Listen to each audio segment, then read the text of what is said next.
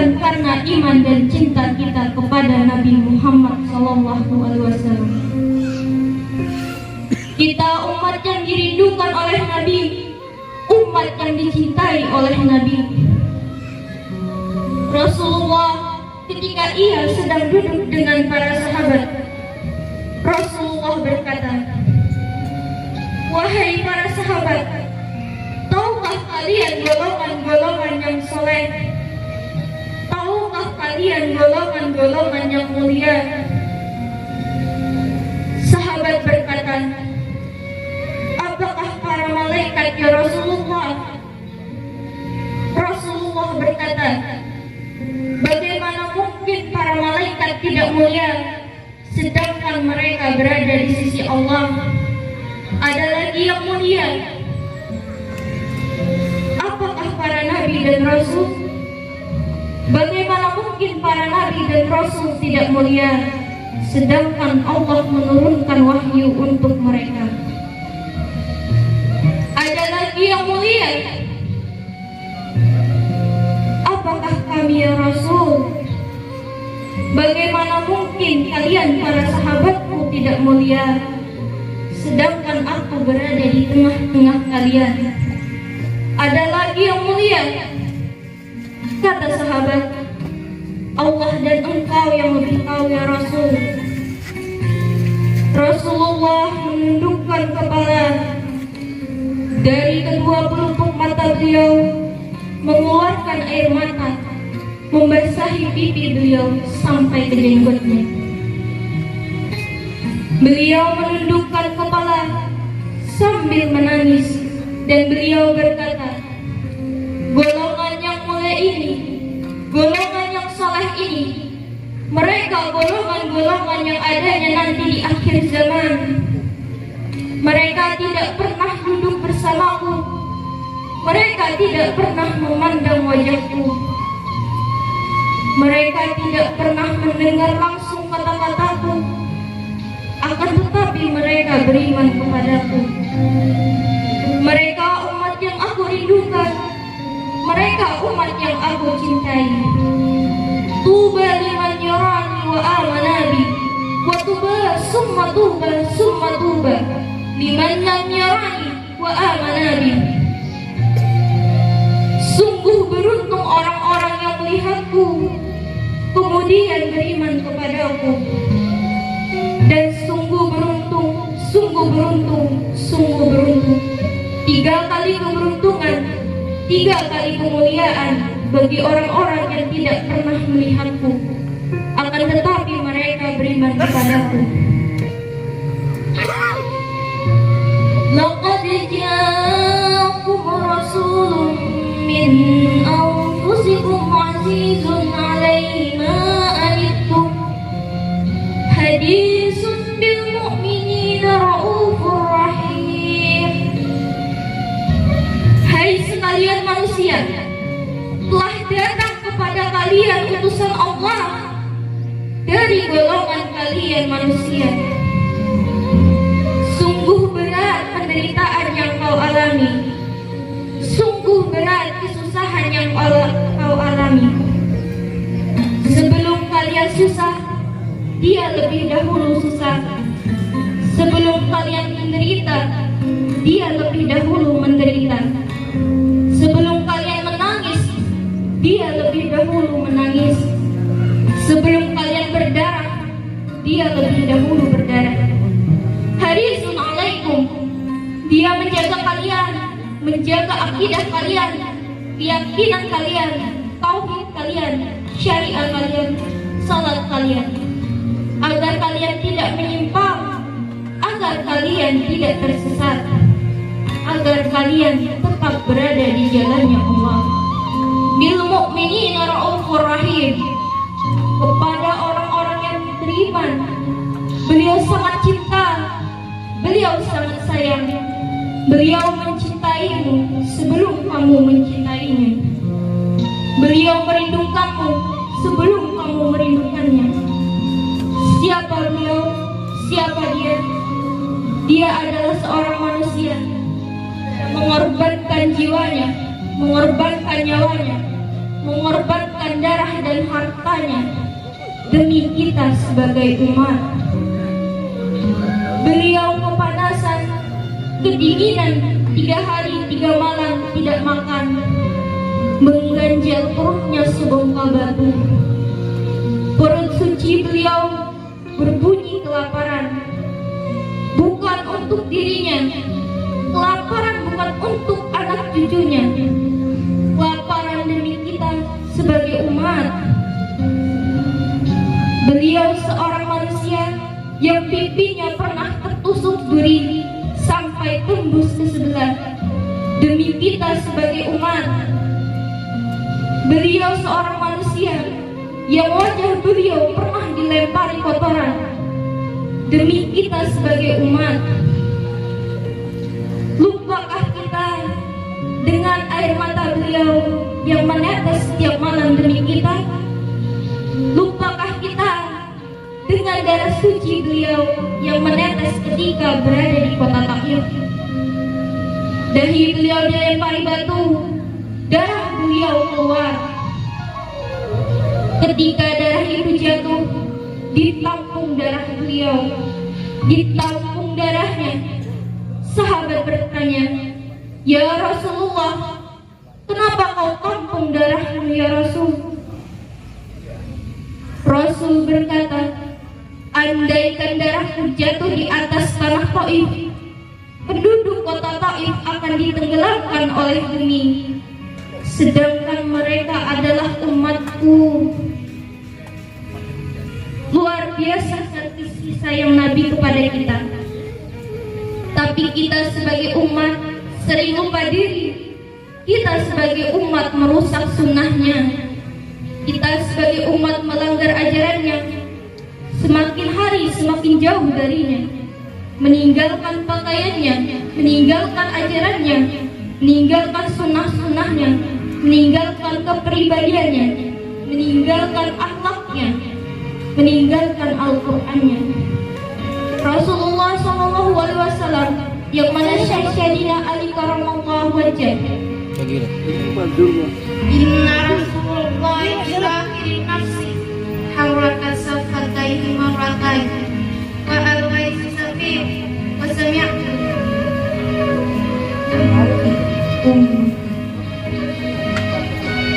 Dari Sayyidina Ali karamallahu wajhah, ketika akhir detik-detik kematian Rasulullah, beliau mendengar, beliau melihat bibir Rasulullah bergerak.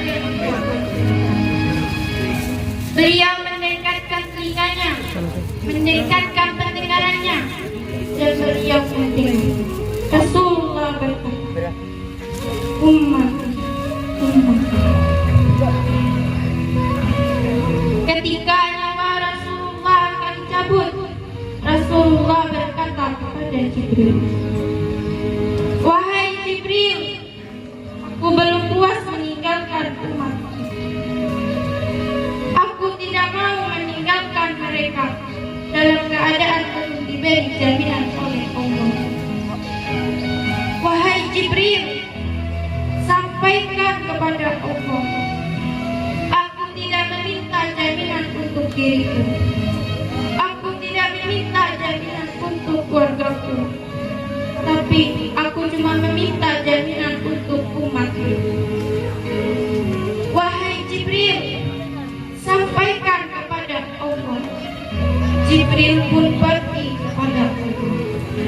Jibril pun berkata, "Ya Allah, kekasih Muhammad meminta jaminan untuk umatnya." Allah berkata kepada Jibril, "Wahai Jibril, aku tidak akan menghinakan umatnya. Bashir fa innahu awwala nasib kharijun minal aqidah." Kemudian ditarik lagi nyawa beliau dan beliau berkata, "Ya Habibi Israel, wahai kekasihku Israel, apakah seperti ini rasa sakitnya?" Israel berkata kepada Rasulullah,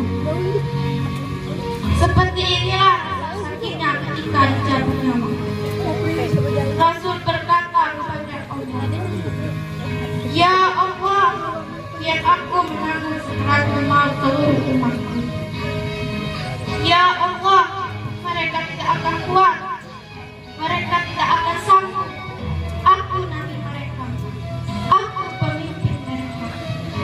Biar aku menanggung segala dermaku umatku.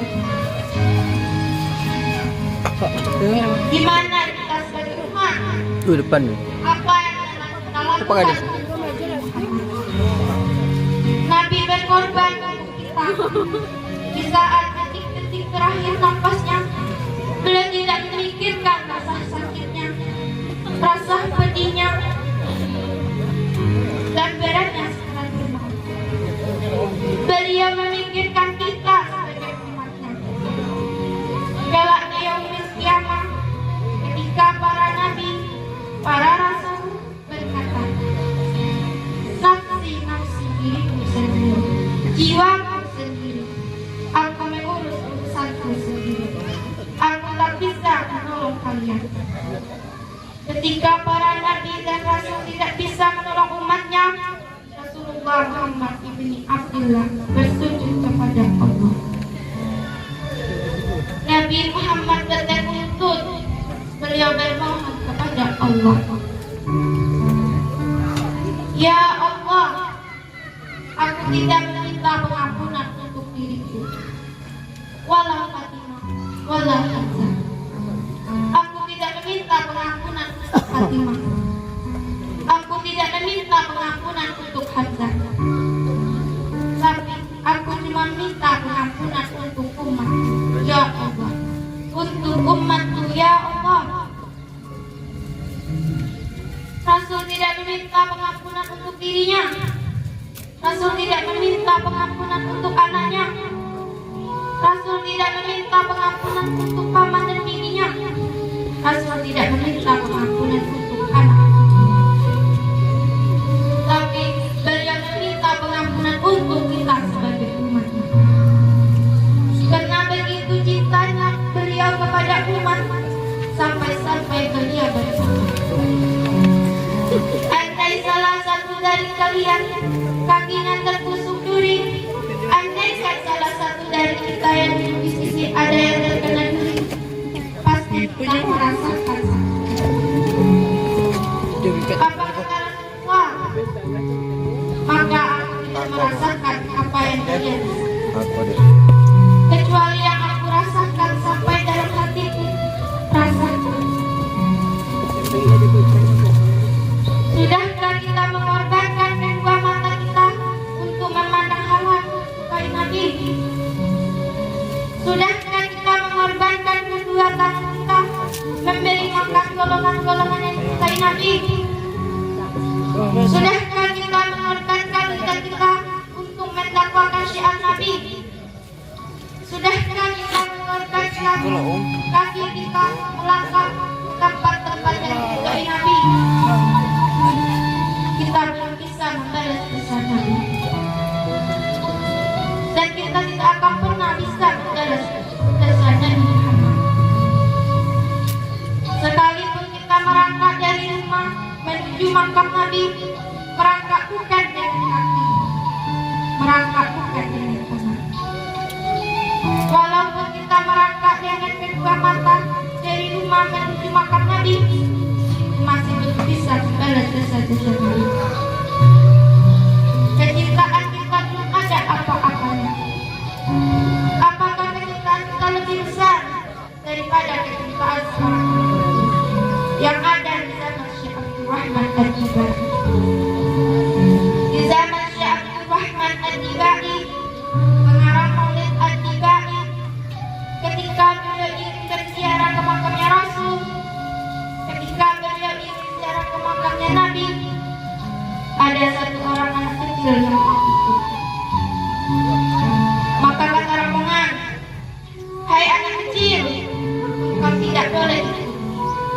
Ini perjalanan memakan waktu berhari-hari, bisa 4 hari, 5 hari, bahkan 1 minggu. Kau tak boleh ikut.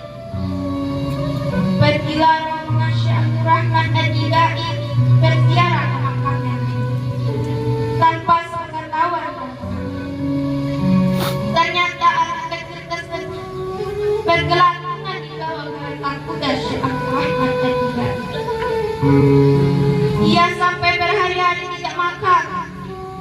tidak minum, tidak tidur. Hanya apa?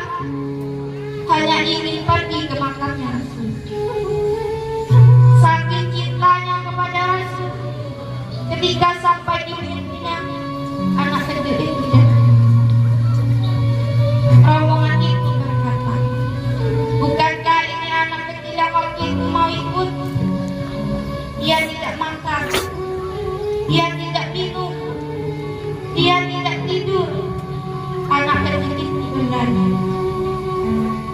Anak itu berlari sampai dia terdekat. Saking bahagianya ketika dia sudah sampai di Madinah, dia ambil dari Madinah. Dia usapkan kaki-kakinya, saking bahagianya. Sampai anak itu mati. Anak kecil tersebut mati membawa kecintaannya kepada Nabi Muhammad. Anak kecil tak makan berhari-hari, tidak tidur, hanya ingin ziarah ke makamnya Nabi Muhammad. Anak kecil tak makan berhari-hari, tidak tidur, hanya ingin ziarah ke makamnya Nabi Muhammad Sallallahu Alaihi Wasallam. Padahal anak kecil itu tak pernah memandang Nabi, tak pernah berkumpul dengan Nabi, tapi kecintaannya luar biasa kepada Nabi. Anak kecil itu dimakamkan oleh Syekh Abdurrahman Ad-Dibai di Madinah. Setiap tahun Syekh Abdurrahman Ad-Dibai ziarah ke makamnya Nabi Muhammad, pasti ziarah ke makam anak kecil tersebut. Yang anehnya, setiap Syekh Abdurrahman Ad-Dibai ziarah makam anak kecil tersebut, bergeser dengan sendirinya mendekati makam Nabi. Sampai sekarang makam anak kecil itu ada di samping masjid Nabawi. Saking cintanya anak kecil tersebut kepada Rasul, sedangkan kita tiap hari maksiat, tiap hari berbuat dosa, melakukan hal-hal yang haram, lalala dan syaitan. Takutlah kepada Allah, kembalilah ke ajaran Muhammad, jadikan beliau sebagai teladan, jadikan beliau sebagai pedoman. Hidupkan rumah tangga dengan ajaran beliau, hidupkan kampungmu dengan ajaran dan sunnah Muhammad Sallallahu Alaihi Wasallam. Para hadirin semua, sebelum kami mengakhiri kisah ini, marilah kita semua melakukan istighfar. Dengan beristighfar, mudah-mudahan Allah mengampuni dosa-dosa yang telah kita lakukan.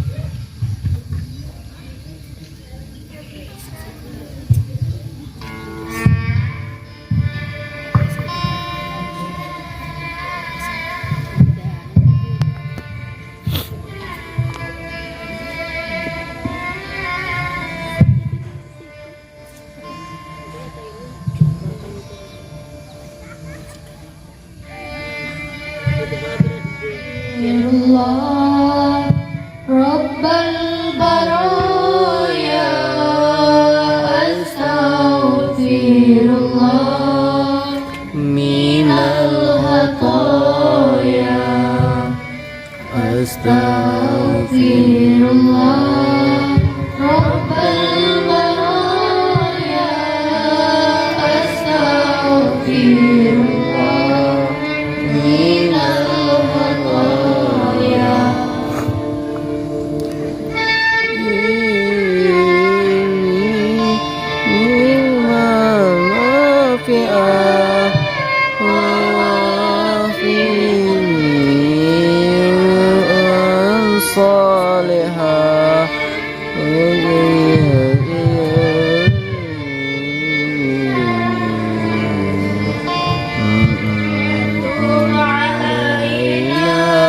توبة نصوحا وتوب علينا توبة نصوحا أستغفر الله رب البرايا